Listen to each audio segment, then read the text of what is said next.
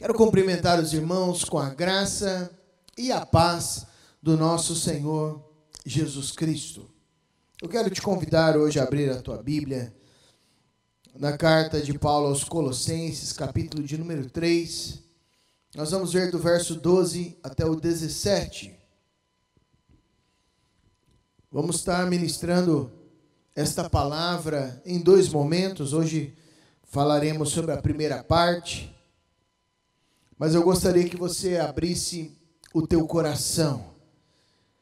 Colossenses 3, de 12 a 17, diz assim: Portanto, como povo escolhido de Deus, santo e amado, revistam-se de profunda compaixão, bondade, humildade, mansidão, paciência.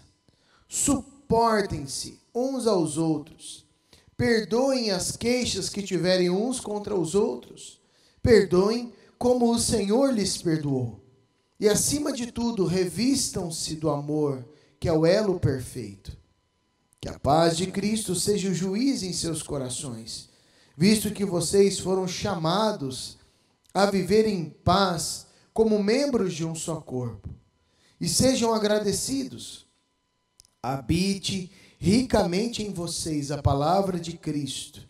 Ensinem e aconselhem-se uns aos outros com toda a sabedoria e cantem salmos, hinos e cânticos espirituais com gratidão a Deus em seus corações. Tudo o que fizerem, seja em palavra ou em ação, façam-no em nome do Senhor Jesus, dando por meio dele graças a Deus Pai. Vamos curvar as nossas cabeças e orar. Espírito Santo de Deus, nós clamamos o teu agir sobre as nossas vidas, iluminando a tua palavra, falando conosco, mostrando o teu querer e a tua vontade para as nossas vidas. Ministra as nossas vidas. Oh, Paizinho querido, que possamos ser transformados nesta noite, tocados por ti, e saiamos com uma caminhada diferente para a glória do Senhor. Assim nós oramos e agradecemos no nome santo de Jesus. Amém e amém. Recebendo cura nos nossos relacionamentos. Nós somos seres relacionais. Por mais que tenham algumas pessoas que não gostem muito de se relacionar, ou que preferem ficar mais quietinhas no seu canto, o fato é, queridos, é que nós somos seres que precisam se relacionar. Nós nos sentimos plenos quando nós temos relacionamentos saudáveis. Nos sentimos maravilhados. Temos um senso de completude, né? Estamos ali completos, né? Plenos na presença do Senhor quando nós estamos desenvolvendo relacionamentos saudáveis. O oposto também acaba se tornando uma realidade. Quando os nossos relacionamentos não são saudáveis, nós acabamos colhendo consequências severas disso. Passamos por problemas, por dissabores. Às vezes estamos num relacionamento tóxico, uma amizade tóxica, e aquilo começa a ferir as nossas vidas. E hoje nós vivemos um tempo onde é muito comum você ouvir pessoas te dizendo se este relacionamento é tóxico, ou se essa pessoa saiu da tua vida, significa que você deve caminhar e esqueça essa pessoa para o lado. Mas não é isso que nós vemos, no que diz respeito à palavra de Deus. Nós vemos que o Senhor Deus, ele tem um padrão de relacionamentos para as nossas vidas, de amizades, e um padrão de atitudes para que tenhamos cura nos nossos relacionamentos. E não para que os nossos relacionamentos sejam questões excludentes. Este aqui fez algo, isso me machucou, está excluído da minha vida. Fulano não fez algo do jeito que eu gosto, está excluído da minha vida. Não. O Senhor tem uma vida de equilíbrio, mas existem algumas ações que ele deixa bem clara neste texto, que o intuito delas é trazer cura para os nossos relacionamentos. E eu gostaria de elencar aqui alguns momentos neste texto. O primeiro deles é o seguinte: tenha o caráter perdoador e misericordioso de Cristo. Tenha o caráter perdoador e misericordioso de Cristo. perdoador, perdoar. Misericordioso, ter misericórdia. Isso aqui fala muito ao meu coração. Mas antes de descrever aquilo que o Senhor tem ministrado na minha vida, eu quero te convidar a olhar o versículo de número 12 e 13, juntamente comigo. Portanto, como povo escolhido de Deus, santo e amado, revistam-se de profunda compaixão, bondade, humildade, mansidão e paciência. Suportem-se uns aos outros e perdoem as queixas que tiverem uns contra os outros. Perdoem como o Senhor lhes perdoou.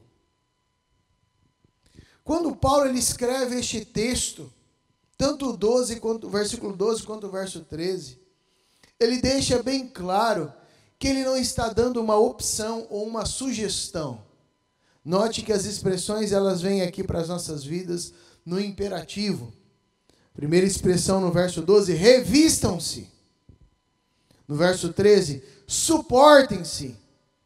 E no final do 13, perdoem. Ou seja, Paulo, no que diz respeito aos relacionamentos dos irmãos ali na igreja de Colossos, ele dá algumas ordens. E o intuito é que sejam obedecidas, ouvidas por parte dos irmãos. Por quê? Para que os relacionamentos sejam restaurados, para que haja saúde nos relacionamentos. E é interessante que no primeiro momento, quando ele diz, revistam-se, coloquem uma nova vestimenta, fala justamente nessa expressão de você ter um novo ponto de partida da tua vida, de você começar a caminhar de uma outra forma. Quando nós estamos prestes a sair para um evento, nós chegamos para as crianças e falamos, olha, Samuel, Ana Beatriz, vão se trocar agora. E a pergunta que eles fazem é, para onde nós vamos? Por quê? Dependendo do local que nós vamos, é o tipo de roupa que nós vamos vestir. A ideia que Paulo nos traz aqui é de nós vestirmos um novo tipo de vestimenta, ou seja, nós nos portarmos de uma outra forma. E aqui é justamente isso, coloquem uma vestimenta diferente, uma vestimenta de profunda compaixão, de bondade, de humildade, de mansidão e de paciência. O que Paulo estava querendo dizer aos amados é que, irmãos, vocês já estão chegando armados dos relacionamentos. Sabe, amados, muitas vezes nós somos feridos, machucados, e de certa forma nós já nos colocamos como pessoas que são ressabiadas. Eu não estou dizendo, querido, que você não deve aprender com os erros, com as falhas, com as frustrações que você já teve. Mas eu estou dizendo que a palavra nos exorta, nos mostra a abrir mão dessas armaduras, desses distanciamentos excessivos que são fruto de feridas e nos revestirmos de outras questões. Profunda compaixão, bondade, humildade, mansidão e paciência. Sabe por que Paulo está dizendo isso, queridos? Porque é muito comum aquela expressão, né, que nós conhecemos, gato escaldado tem medo de água fria. O gato que acabou sendo queimado com água quente, quando você joga uma água fria, ele acha que vai ser queimado novamente. E isso é muito comum. Eu tive um amigo meu e ele fez assim. Tive uma pessoa no meu ministério que aconteceu assim e ele agiu dessa forma. É muito comum, queridos, que nós estejamos sempre armados e a qualquer momento nós achamos que aquilo vai acontecer de novo. São feridas da nossa vida. Volto a dizer, eu não estou dizendo que nós não devemos agir com inteligência e sabedoria, mas nós precisamos nos desarmar. Nos desarmar no sentido de nos revestir com compaixão. Ter compaixão das pessoas. Entender que às vezes a pessoa realmente errou. Nos revestirmos de bondade. Às vezes estamos tão cascudos já, a casca está grossa, de tantos ferimentos que nós já tivemos emocionais, que nós não temos uma atitude de bondade para com as pessoas.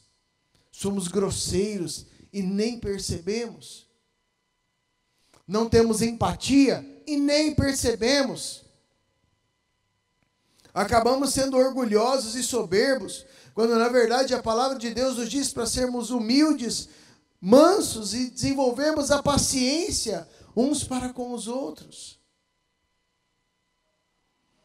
E é interessante que no 13 Paulo ele diz: suportem-se, dê suporte uns aos outros. Não é aguentar, poxa vida, tem que aguentar essa pessoa, tem que suportar. Não, dê suporte, seja um instrumento de auxílio para o teu irmão, para a tua irmã. E finalmente ele vai no alvo: perdoem as queixas que tiverem uns contra os outros. Perdoem como o Senhor perdoou. Suportar, perdoar. Interessante que essa expressão suportem-se, no original grego, anekromai, significa levantar, sustentar, carregar, suportar, dar suporte às pessoas. E isso aqui se aplica, queridos, tanto quando você já está ressabiado, porque já foi machucado nos seus relacionamentos, quando também nós olhamos pessoas que estão iniciando na caminhada. E muitas vezes, nós que já temos um longo tempo, acabamos olhando e dizendo: olha, mas isso é inadmissível. Quando na verdade a pessoa é apenas uma criança na fé. Quando na verdade o irmão ele está precisando naquele momento de suporte, de que você estenda as mãos e consiga ajudar o teu irmão a se colocar em pé. Quando na verdade, muitas vezes nós estamos vivendo debaixo de picuinhas, de queixas uns dos outros, e a palavra nos diz: perdoem as queixas que vocês tiverem uns contra os outros. Ou seja, vamos passar a régua, vamos resolver esses milindres, vamos caminhar, vamos ter os nossos relacionamentos curados. Isso aqui é tremendo, queridos. Fala de nós temos um toque de Deus no nosso caráter e começarmos a caminhar olhando o sentimento que há em Cristo, tendo o mesmo sentimento, um caráter que é inclinado, já que já caminha para a direção do perdão e da misericórdia, um caráter perdoador e um caráter misericordioso, como Cristo também é assim. Nós vivemos dias de muito julgamento, e nós, como igreja, precisamos agir com misericórdia, queridos, com amor, com perdão, com graça de Deus sobre os nossos relacionamentos. E na mesma tônica, em segundo lugar, eu quero te dizer que nós devemos deixar que o amor de Deus guie a nossa vida.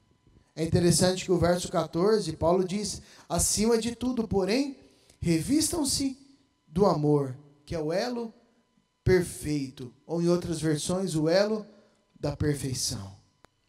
Ele havia outrora dito que nós devemos nos revestir de compaixão, de profunda compaixão, de bondade, humildade, mansidão e paciência. E agora ele diz: mas acima de tudo isso, revistam-se do amor, que é o elo da perfeição, ou o elo perfeito. E aqui neste ponto eu gostaria de te pedir para que você fique tranquilo, fique tranquila. Mas eu quero te fazer uma pergunta: quanto vale para você uma boa ação? Quanto vale uma atitude de amor para você? Pastor, não estou entendendo. Quero te convidar a ver algumas imagens juntamente comigo. Essa primeira imagem mostra adolescente ajudando uma senhora a atravessar a rua, carregar ali as suas compras. Quanto vale essa cena? Quanto vale essa segunda cena? Essas crianças, uma ajudando a outra ali, debaixo da chuva, dividindo um guarda-chuva. Quanto vale para você essa terceira cena? Um senhor ficando descalço e dando os seus chinelos para uma moradora de rua que estava ali necessitada, também descalça. Quanto vale essa cena? Uma pessoa não apenas dando o alimento, mas servindo o próximo. Sabe, amados, eu fiz questão de colocar essas imagens. Muitas delas podem ser imagens do cotidiano, né? Ou podem ser uma imagem montada por uma fotografia, mas o fato é que elas refletem cenas de pessoas desconhecidas no seu cotidiano. E por que eu apresentei cada uma delas? Porque, olhe na tela, o verdadeiro amor se traduz em atitudes. Olhe bem aqui para mim, querido. Olhe bem aqui para mim, querida. Não há amor se não há ações. Ah, imagine Jesus dizendo, né? Porque Deus amou o mundo de tal maneira, e ponto final. Porque Deus amou o mundo que deu o seu Filho. Agiu. Jesus nos amou de tal maneira que Ele se entregou. Ação. O verdadeiro amor se traduz em atitudes. Nós estamos acostumados com uma realidade onde nós falamos e falamos. Mas o amor verdadeiro não é um simples eu te amo. Ah, então eu não preciso mais falar eu te amo. Não. Palavras também transmitem emoções. É importante você no teu relacionamento conjugal, logo de manhã já dizer, olha meu amor, eu te amo, bom dia. Quantas vezes você já disse eu te amo neste dia para tua esposa, para o teu esposo? Ah não, quando eu deixar de amar eu aviso. Pode brincar, querido, não tem problema. A gente se diverte com essas expressões, mas na prática, a nossa realidade deve ser outra. E não somente dizer, uma forma é dizer que ama, mas além de dizer, agir, ter ações de amor. E é isso que Paulo está dizendo, se revistam de amor, porque o amor ele é a ligação, é o elo, o gomo ali da corrente perfeito. E é muito interessante nós analisarmos essa perspectiva. Quando nós falamos de um amor que se traduz de forma prática. E é muito interessante, queridos, quando nós falamos dessa questão prática do amor. Eu volta e meia, eu cito esta questão. Essa semana, ontem, mais precisamente, faleceu a esposa de um amado pastor da caminhada, o reverendo Messias Anacleto Rosa, sua esposa, uma preciosidade de Deus, dona Vani, acabou falecendo ontem pela manhã, de Covid. Pastor Messias, quando era bebezinho, né, minha mãe relata, né, tomava no colo, abraçava, né? Então, um homem muito carinhoso e que faz parte também da nossa história desde bebê, desde pequeno. Um homem de Deus, usado na palavra, um homem que transpira a realidade do Evangelho.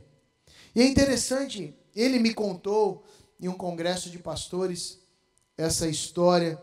O reverendo Messias, ele inicia em 54 o seu ministério na Missão Caiuás, ali em Dourados. Missão Caiuás que foi fundada em 1928. E é interessante ele me contando, num bate-papo que nós estávamos, num momento à tarde, e ele me dizendo que não existia a palavra amor na cultura indígena ali, Kaiowá. E ele então, falando, pastor, imagine como seria você ministrar sobre o amor de Deus em uma cultura onde não existe a palavra amor. E ele compartilhou comigo que a expressão amor foi criada pelo professor Roça na Universidade em Assunção. Ele era cristão e ele então cria essa expressão dentro dessa parceria ali com a universidade para ser inserido dentro da cultura indígena, né? Dizendo então, eu amo a Deus, She Ahaihu Yandejara. E o exemplo que ele trouxe para mim, para mostrar essa realidade do amor, dessa expressão criada para a prática, é um exemplo da missionária Loide Bonfim Andrade. Talvez alguns conheçam esta mulher. E é interessante porque ele conta com muitos detalhes, depois dessa expressão sendo criada e colocada, como colocar dentro desta cultura a expressão amor. E ele conta que muitas vezes a missionária Lloyd, ela chegava para as crianças desnutridas, magrinhas, às vezes sem força quase, e eles tinham o hábito de levar, para poder dar um sustento ali, para aquelas crianças que estavam com a glicose bem baixa, levaram umas latinhas de leite condensado. E ele contando, ele disse que ele fazia, a missionária Lloyd fazia um furinho ali na latinha de leite condensado, e podia colocar um pouquinho ali. E daí as crianças ficavam felizes, tinham um pouquinho mais de força, com aquela glicose entrando em contato com eles ali no organismo deles. E eles ficavam muito felizes quando os missionários chegavam já esperando esse gesto. E diz que a história contada pelo reverendo Messias, que a missionária Lloyd, ela chegava e dizia: isso é amor. Esse leite condensado sendo trazido para vocês, tão gostoso, isso é amor. É o que Yandejara faz por vocês. Ele cuida, ele ama, ele age em favor de vocês. Nós podemos ser poliglotas, queridos. Ótimo, maravilhoso. Falarmos 1, 2, 3, 4 línguas diferentes, idiomas diferentes. Podemos ser um profundo conhecedor das Escrituras, estudarmos, buscarmos, interpretarmos, nos prepararmos. Ótimo, maravilhoso. Mas como chegar a determinadas pessoas e demonstrar e explicar o amor de Deus? Como fazer isso? Como mostrar para pessoas que já estão desacreditadas que há um Deus que as ama? E eu te respondo na palavra. 1 João 3,18 diz assim: filhinhos, não amemos de palavra, nem de língua, mas de fato e de verdade. Não amemos de palavra, nem de língua, mas de fato e de verdade. O mundo, queridos, não vai compreender o amor de Deus pelos púlpitos, através de grandes sermões. É muito sério isso, queridos. Mas ele compreenderá quando ele perceber o amor de Deus em mim e em você. O mundo não vai compreender o amor de Deus através dos púlpitos, dos nossos sermões. Os sermões ministram a nós como igreja, edificam, exortam, nos direcionam. Mas o mundo, querido, vai compreender o amor de Deus quando ele perceber este amor em mim e em você, através das nossas ações. Tiago, capítulo 2, verso 15 a 17, diz: se um irmão ou uma irmã estiverem carecidos de roupa e necessitados do alimento cotidiano, e qualquer dentre vós lhe disser: ide em paz, aquecei-vos e fartai-vos, sem contudo lhes dar o necessário para o corpo, qual é o proveito disso? Assim também, a fé, se não tiver obras, por si só, está morta. O exemplo que Tiago dá não é um exemplo somente voltado para essa área. Mas o que Tiago está querendo dizer é que nós verbalizarmos apenas o amor. Ide em paz, se aqueça, farde. Se nós não agirmos demonstrando o amor, não há sentido. A nossa fé é morta. Da mesma forma, um evangelho que não é prático, se nós não demonstrarmos o amor uns para com os outros, no nosso convívio eclesiástico e nas nossas relações do dia a dia, se não houver essa demonstração, essa vivência do amor, a nossa fé é morta. A fé, se não tiver obras, por si só, está morta. Em terceiro e último lugar, nessa primeira parte desta ministração. Permita que a paz do Senhor dirija o seu coração. Verso 15 diz que a paz de Cristo seja o juiz em seus corações, visto que vocês foram chamados a viver em paz, como membros de um só corpo, e sejam agradecidos. Que a paz seja o juiz. A expressão aqui é justamente aquilo que decide, aquilo que orienta, que guia as nossas vidas, aquilo que nos dirige. Por isso, diante dessa expressão, a paz seja aquilo que nos dirige, eu quero te perguntar, porque muitas vezes as nossas vidas não são guiadas pela paz de Cristo e nem pelo amor. Então, o que dirige a sua vida? O que dirige a minha vida? Muitas vezes a nossa vida, ela pode ser dirigida pela culpa.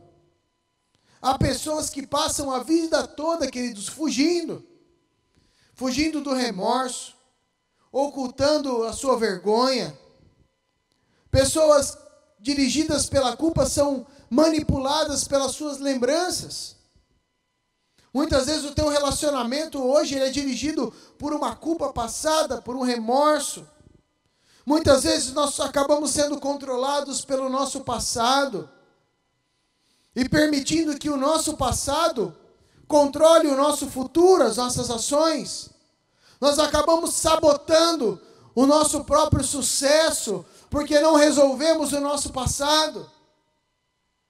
Você não precisa ser um produto do seu passado, no sentido de ser um prisioneiro dele, mas você pode ser um produto do seu passado, no sentido de ser transformado, de aprender com as lições vividas, mas não seja um prisioneiro, uma prisioneira do seu passado. Os propósitos de Deus na sua vida não são direcionados ou definidos pelo seu passado, meu irmão, minha irmã. Deus é um Deus que torna um assassino chamado Moisés em um grande líder. O Deus que nós servimos é aquele que transforma um covarde Gideão em um corajoso herói. E tantas outras pessoas que Deus, Ele transforma e dá um novo começo às suas vidas. Não deixe que a culpa dirija a sua história, mas seja renovado nessa noite e permita que Deus escreva uma nova história na tua vida.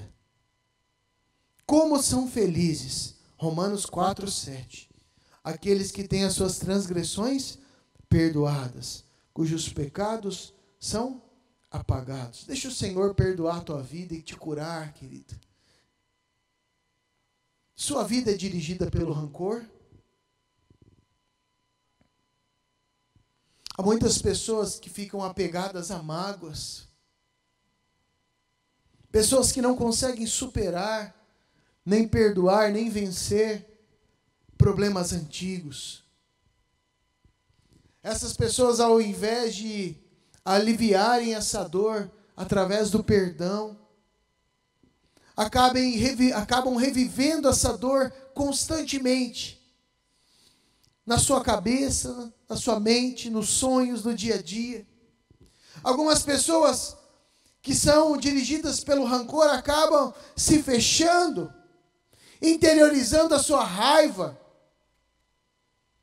E de vez em quando não suportam mais, acabam explodindo. E muitas dessas vezes explodem com as pessoas que mais elas amam. As duas questões, tanto interiorizar a raiva quanto explodir, são questões perigosas e não trazem nenhum benefício. O segredo é perdoar e ser guiado pela paz de Cristo. Jó, ele nos deixa muito claro no capítulo 5, verso 2, que ficar desgostoso e amargurado é loucura, é falta de juízo e leva à morte. Pastor, está muito difícil viver assim, cheio de rancor e amargura. É mesmo, querido.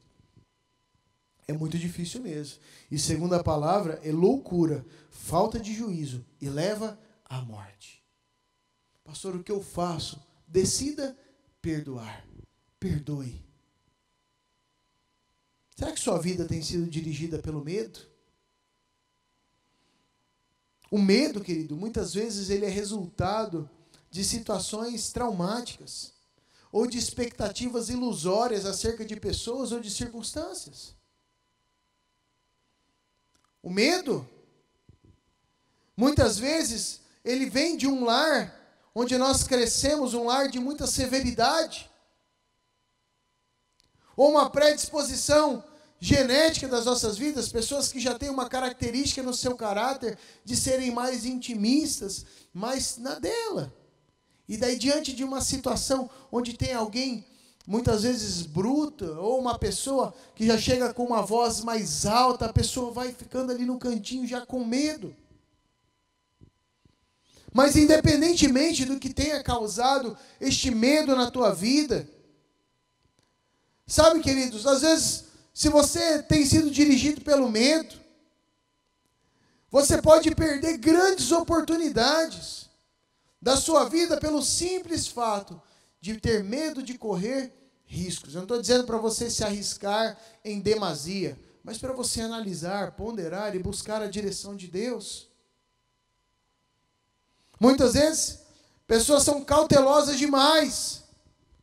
Não se lançam em um relacionamento, em uma situação, porque sempre estão com medo de tudo e de todos. E às vezes nem se aprofundam no relacionamento com Deus, porque estão com medo. 1 João, capítulo 4, verso 18, diz que no amor não há medo. Ao contrário, o perfeito amor expulsa o medo, porque o medo supõe castigo. Aquele que tem medo não está aperfeiçoado no amor. O que mais tem dirigido a sua vida? O materialismo? Pastor, não, eu só gosto de viver bem. Então deixa eu te colocar algumas coisas para te ajudar a identificar se você vive dirigido pelo materialismo. Seu desejo de adquirir se torna o único ou principal objetivo da sua vida? Se sim, materialismo. Sabe, o problema do materialismo, dentre outros, é que a pessoa acha que o fato dela ter mais vai torná-la mais feliz, mais protegido, mais importante. Mas todos os três pensamentos são falsos. Porque posses, elas trazem uma felicidade temporária, momentânea. Quando nós alcançamos aquele lugar onde as posses nos trazem aquele momento de felicidade, logo se esvai. E nós caminhamos de uma forma viciosa, querendo mais. A questão é que vem novos modelos, e daí nós queremos modelos novos. Coisas maiores e melhores surgem e viram uma rotina de escravos. Vivemos como escravos do comércio, escravos da novidade, escravos do último lançamento. O fato é que em Lucas 16:13, o Senhor Jesus nos diz que ninguém pode servir a dois senhores, porque há de aborrecer um e amar ao outro, ou se devotará a um ou desprezará o outro. Não podeis servir a Deus e as riquezas. No original aqui há umas traduções que colocam mamon, porque um Deus das riquezas, porque no original riquezas, a expressão grega é mamonas. Não podem servir a Deus e as riquezas. Eu não estou dizendo que o dinheiro é ruim, que o dinheiro é mau, que o dinheiro é isso. O dinheiro é uma bênção, querido. Deus nos coloca como mordomos, como administradores do recurso. Se nós somos filhos e filhas de Deus e subjugarmos esta área na presença do Senhor, Ele vai nos ajudar a sermos melhores administradores deste recurso. E ainda mais, não seremos escravos dos últimos lançamentos, nem escravos das riquezas. Não ache que o ter vai te tornar algo. Não ache que o ter vai te trazer felicidade, porque essa é passageira e momentânea. Mas ser na presença do Senhor, um homem e uma mulher, segundo o coração de Deus, vai te trazer essa plenitude, essa paz que vai guiar a tua vida. E aí você vai poder administrar todas as outras áreas. A última pergunta que eu quero fazer nessa noite é: sua vida tem sido dirigida pela necessidade de aprovação?